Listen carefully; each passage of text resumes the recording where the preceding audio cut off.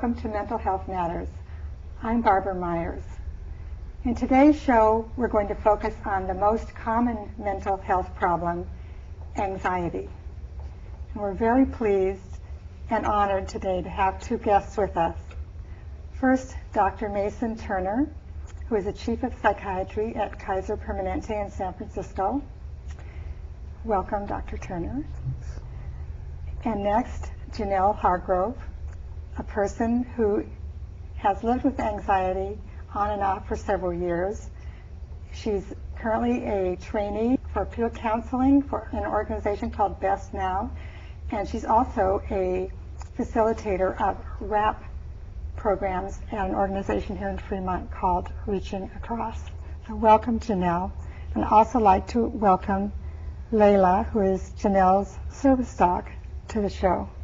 I'd like to start with talking with you, Dr. Turner, about just some basic information about what anxiety is as a mental disorder. Maybe you could tell us what forms it takes and how it feels and that kind of thing, symptoms. Sure. Well, I think most of us are familiar with the concept and the feeling of anxiety. We get it in a lot of different situations in our lives, whether it's being anxious about appearing on a television program or some other things that actually can cause anxiety. We all experience it. Unfortunately, anxiety is like a thermostat. So the thermostat needs to be turned up sometimes, and you need to feel anxious about some things, but then you need to be able to turn the thermostat back down in order to not feel anxious all the time. Our bodies are not wired to feel anxiety all of the time. So what we find with anxiety disorders is that people are in a chronic state of feeling anxious and under a lot of stress. And that's really what we're looking for when we're diagnosing an anxiety disorder. So they can't turn it down. That's right. They can't turn the thermostat down when they need to do that. Yeah. What are some of the forms that it takes that people are diagnosed with? In my field of diagnosing and treating mental disorders, anxiety is, of course, the most prevalent, and it also takes the most forms when we see various patients with various forms of anxiety. On one end of the spectrum, we see people with what we would call situational anxiety. So they're in a particularly difficult time of their lives and they feel a lot of anxiety and they find ways to control that, or sometimes they don't and they seek some counseling with us to try to help figure that out. That's not technically an anxiety disorder. Anxiety disorders take on a life of their own, if you want to think of it that way. And they range from things like generalized anxiety disorder, which is a lot of worry. People sometimes refer to that as being a worrywart. Panic disorder, which is a physical form of anxiety. Very brief, intense periods of physical symptoms such as heart palpitations, shortness of breath, sweating, that type of thing. Mm-hmm. That can sometimes be very severe and actually interfere with functioning, that's for sure. Mm-hmm. Post-traumatic stress disorder is an anxiety disorder that occurs following a sustained period of trauma, and that can be trauma of any sort. Mm-hmm. You could actually be hit in a car accident and you could experience a post-traumatic stress disorder, mm-hmm. or also acute stress disorder is another way we think of that. Mm-hmm. Simple phobias, a fear of spiders, a fear of snakes, things of that sort also are anxiety disorders, and those are very specific to a given situation. Related to that would also be social phobia, so that's fear of situations that involve speaking in public or being around other people. Obsessive compulsive disorder, one of the rarer types of anxiety disorders, is also very debilitating for a lot of people, and that's probably one of the more difficult anxiety disorders to diagnose. Mm-hmm. That can also sometimes be associated with what's called hoarding, so holding on to items of mixed importance and not being able to get rid of those. Could you tell us about what kinds of things you look for when you're diagnosing them and why it's difficult to diagnose? It's very, very difficult to diagnose anxiety, although it's very easy to recognize it. And by that I mean that I know anxiety when I see it. So when someone's sitting in front of me and they appear anxious, I can recognize that easily. Mm-hmm. Most of us can recognize anxiety. Mm-hmm. The real problem is figuring out where the anxiety is coming from and how best to treat that anxiety. So first of all, I would want to look for, are there other mood disorders that we might be looking for? Things like depression, depressive disorders, bipolar disorder, manic depressive illness.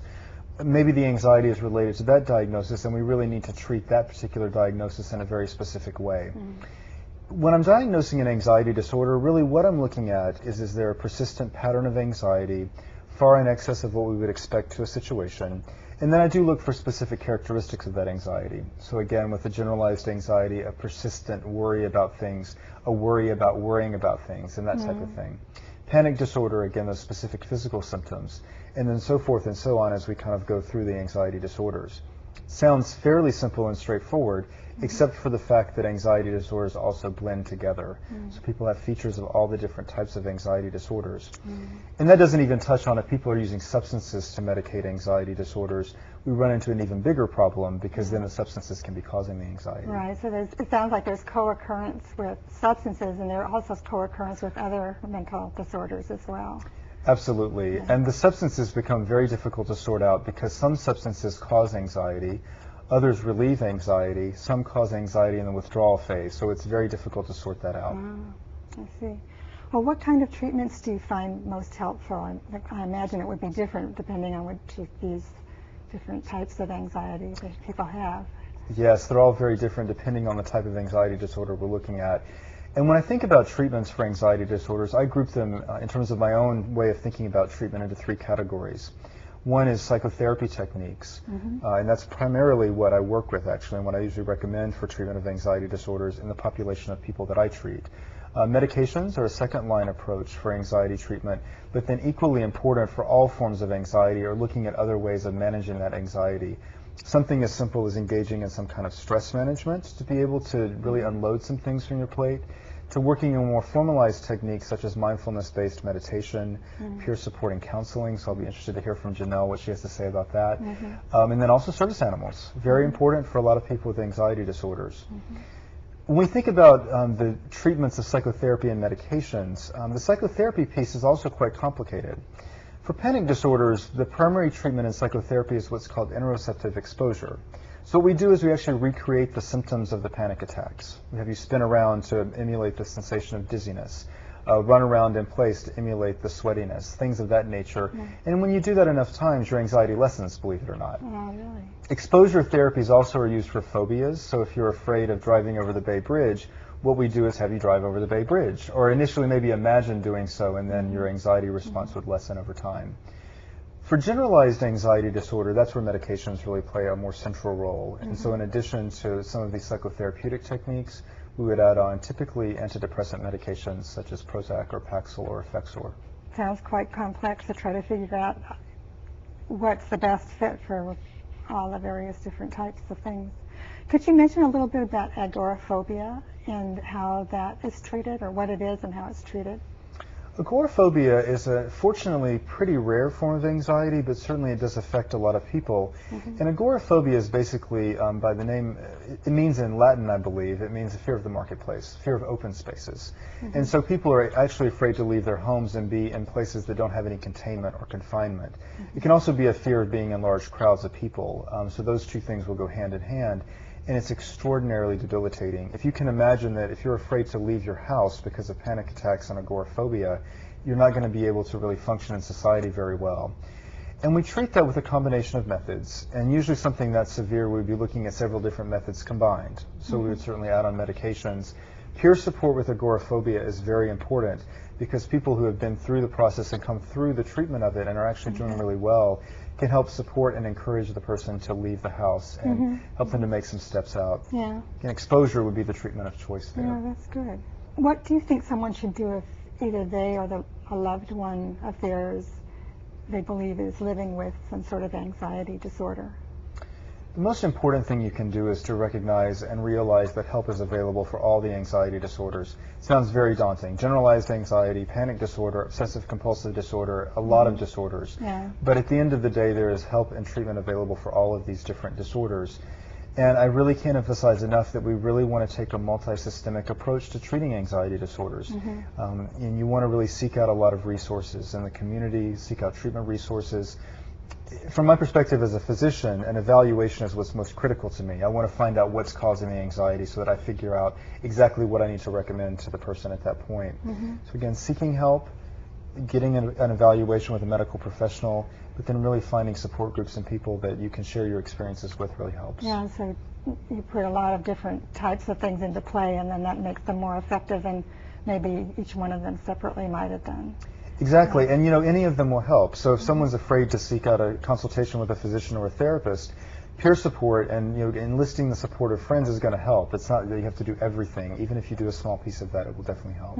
I thought I would ask you some questions about how you became interested in treating mental health problems and anxiety disorders, and what kind of training and that kind of thing did you have? Sure, yeah, I became interested in working as a psychiatrist and in mental health really as long as I can remember, from when I was a child. And one of the reasons why is because I personally think it's one of the most challenging fields in medicine. We have to have a command of medication management, diagnostic skills, things of that nature, but then also we really have to have an idea about how the brain works and also know that no two people are alike when it comes to these disorders. We have these beautifully neat categorizations of various things like these anxiety disorders, but yet no two people are going to present in the same way. So I can't just go to work and kind of go through a day without thinking. My brain always has to be active and really talking with someone about what's going on. There's also tremendous satisfaction in being with a patient, being with someone both when they're struggling and also when they're doing well. It's very gratifying to me to see when patients do well, but at the same time I also really enjoy hanging in the trenches with them when they're not doing so well and being there and being a constant source of support for them. Oh, that's good. And so that's how I became interested. My training involved several different aspects. So I am trained in medication management, but also had extensive psychotherapy training. And I also believe in my own training as a physician that it was important for me to experience all levels of patient care. I've worked as a nurse's aide helping patients with disabilities, do transfers and improve their self-care, to going into psychiatric group homes and doing some work there around just getting people more functional and getting them out in the environments, as well as being a physician and prescribing medications for patients. What do you like most and least about your job? I guess you already said what you like most about your job.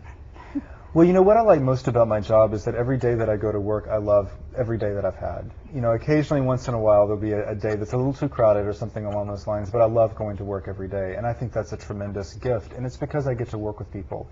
I get to hear the stories of people, and they share those with me, and they trust me with that information, which is, for me, is tremendously gratifying, and I really enjoy working with patients.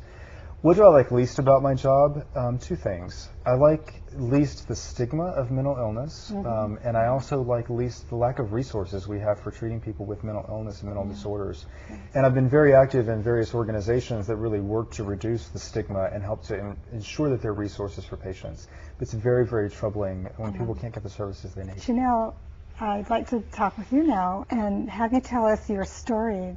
When did you first come to know that you have a mental disorder? Well, it was back in the end of 1999. I'd had my first child back in April that year, and she was about 5 months old at the time, and I started having anxiety and just feeling things I hadn't experienced before. I had some mornings where I'd wake up at 5 in the morning, my heart would be racing, and I couldn't breathe, and I felt really out of sorts. I knew something was, and it was gradual, but then it got worse every day. It progressed.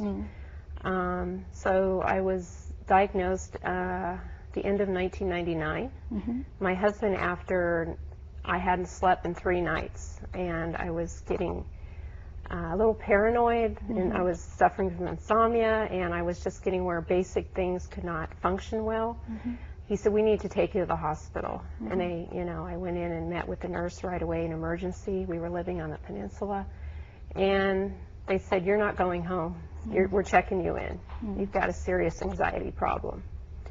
And due to lack of sleep, and then I was diagnosed with anxiety depression. Anxiety and depression, both. Yeah. Okay. But then later it came out it was also postpartum. It was a combination. So how has it affected your life since then? Or what kind of treatment did you go through, and how does it...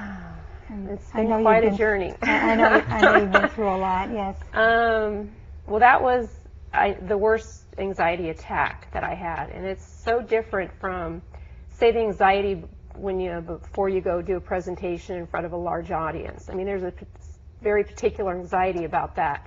This was something that was so out of control of my body, and I remember having feelings of just like I'm crawling out of my skin, and I don't know what to do, and it was just, the not being able to breathe, and paralyzing. It was just, I can just describe the anxiety too. It gets to such a heightened level. And that first one where I ended up being hospitalized for the first time, and luckily last time in my life, hopefully, that was an ongoing cycle that continued as years went by. And then I had different types of anxieties that followed, but that was due to different things. Mm-hmm. So, what kind of doctors and treatments have you tried? well, originally when I first went in and they checked me in, they gave me an anti-anxiety and a strong, just a mild antidepressant. It was an antidepressant and anti-anxiety, and I was okay for about 8 or 9 months, and then I was fine, and doctor took me off the medications, and I was okay for 6 months. Then they started again, the anxiety and more depression this time. Oh. Yeah. I know your anxiety has been difficult to treat, and you've had a number of different physicians that you've tried to work through and so forth. Why do you think your particular case was difficult to treat? Well, you know, I did know, I had gone through several doctors at one point. They kept treating me with antidepressants. And every time I take an antidepressant, within a short period of time, I started having anxiety. And then I remember one doctor, you got to stay on this. You're not on this long enough. Well, I'd been on it 2 weeks, and I was having, like, again, severe anxiety. I said, I can't continue. This is not working for me. And I remember if I took this one more day, I felt like I was just going to want to jump off a cliff. It was just horrifying. And, you know, it affects your family, and my daughter was still young, and, you know, it was just a vicious cycle. Yeah. And I remember one doctor that was treating me for a while kept putting me on antidepressant after antidepressant, and everyone, I had the same symptoms over and over. And she said, I don't know how to treat you. I can't work with you. She just, you know, and that was horrifying. Yeah. And that put me, you know, that caused even more anxiety. Yeah. So it was a long period until the end of 2006. A very well-recognized therapist recommended for me to see a specialist in Menlo Park, a doctor that specializes in bipolar disorder. And I saw him, and within 10 minutes of talking to him and filling out a couple pages of questions, he said, you've been misdiagnosed for 7 years. You have rapid cycling, which is bipolar. And it was such a relief after literally 7 years of up and down and, you know, going through a lot of struggles and battles. Yeah, well, I'm glad that helped. What kind of things helped you the most? I know you do a lot of things for yourself other than just the medication that you're taking. Yeah, it was a good kind of deep self journey with myself. It was, I got back into the Buddhism, which I had discovered in the mid-'80s living in San Francisco. I started chanting again, which helped a lot. It helped center me, calm me down. I started taking regular yoga classes. I also saw a homeopath that was just fabulous, that helped me a lot, and just a lot of things. Also discovering mindfulness was another thing that, and then getting Layla. We got Layla, this dog, a year ago, and she's just a natural anti-anxiety antidepressant. Yeah, she's wonderful, and she's been great therapy. Yeah. So I've experienced it in groups where Layla has been in, and she helps everybody in the group, I think, just by being there. She's going to start being trained to be a therapy dog officially, so I can take her to hospitals too. When you were in the hardest part of your illness, what is it that got you through? What is it that gave you hope?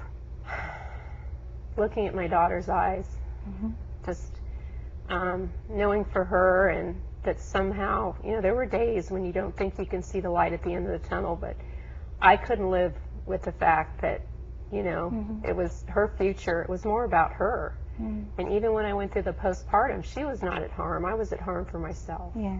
And, you know, with the combination of anxiety. But my husband, and knowing that, you know, part of what I went through is also a benefit in some ways, because my mother and I raised a very mentally ill sister, and I knew by then I had a mission somehow to continue in this field to help people. Oh, good. So I know you're in training to be a peer counselor, and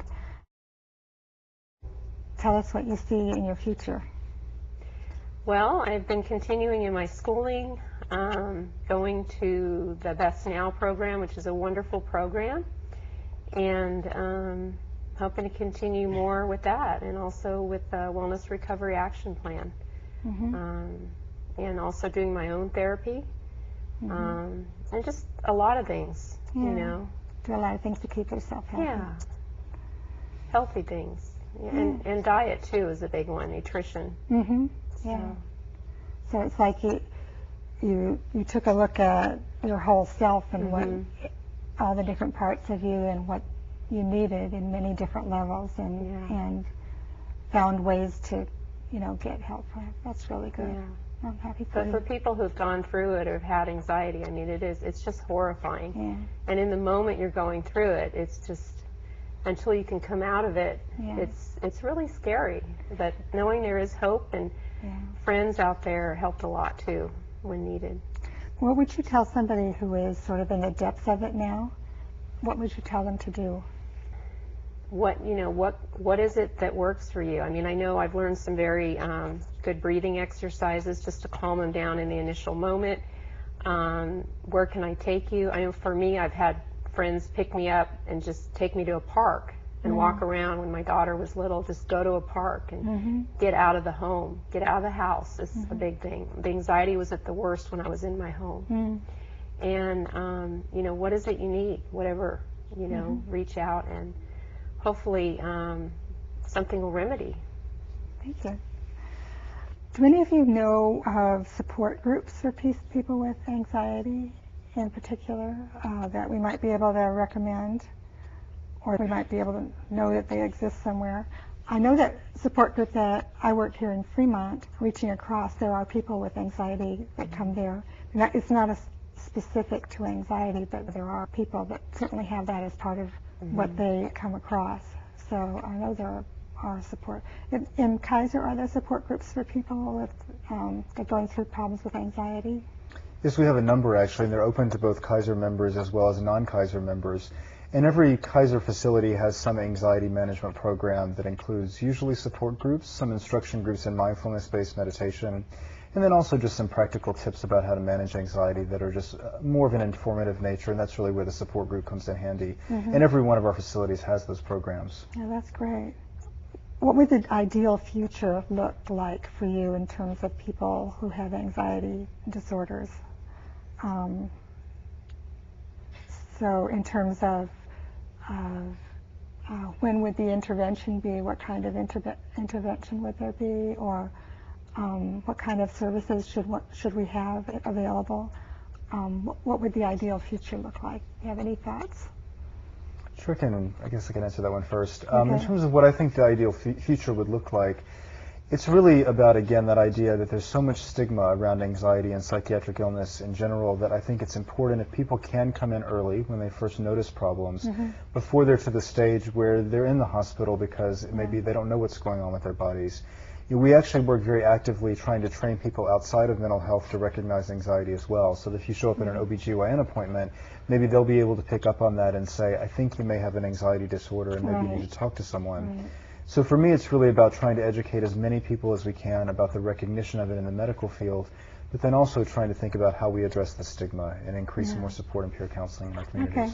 Well, thank you. I'd like to now issue a challenge to those of you or in the viewing audience. Do you know someone who you believe is living with anxiety so severe that it interferes with their daily lives? Maybe it's someone you know, maybe it's you. And if so, I want you to think about what our guests have said and think how you can help this person understand how to recover from the illness. So that's your assignment. Now I'd like to move on to tell you about some resources and organizations that are available for anxiety disorders. First is an organization called Anxiety Disorders Association of America. The web address of that is on your screen. This is an organization that promotes the prevention and treatment and cure of anxiety disorders and to improve the lives of people who suffer from them.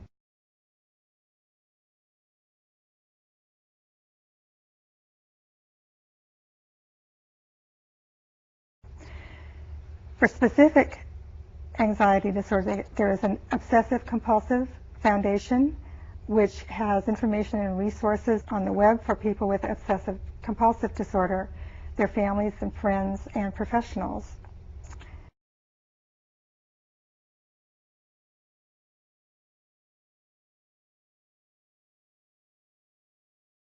Then another kind of anxiety disorder that Dr. Turner briefly mentioned was hoarding.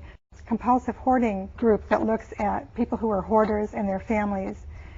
That includes research on hoarding and a screening test for people on hoarding, and the web address of that is on your screen.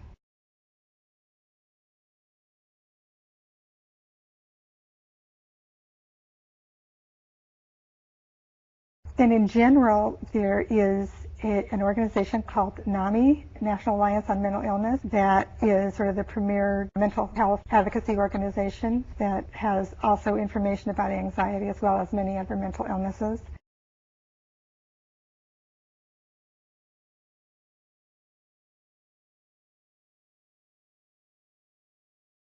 And if any of you are interested in the Best Now program that Janelle is training with now, it's a program that trains peer specialists, learn how to work in human services positions.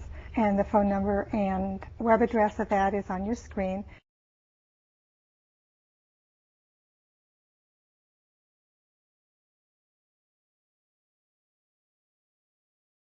I'd like to thank Mason and Janelle and Layla for being our guests on the show today. And I have some closing words. Take courage, friends. The way is often hard. The path is never clear. And the stakes are very high. Take courage. For deep down, there is another truth.